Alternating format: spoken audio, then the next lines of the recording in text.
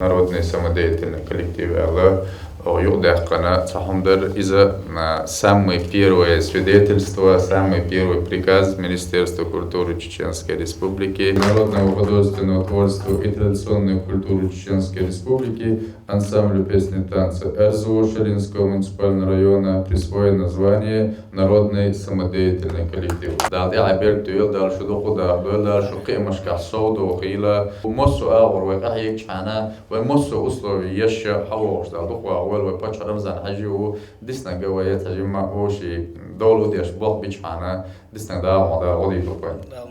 Buralde esnale sonuçun Respubliki Peru iz beşena da yok stimulü Peru için kız mahbu aşağıdına bok mahbu kadına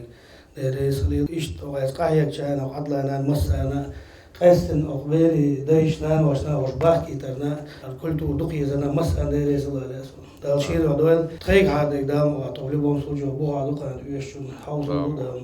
ديريسو تانيا كان بو تانستيمولو هين شو تحقيق إتز بعيز شو قاوي قردو قوي دال مغلا ديريس خيوشن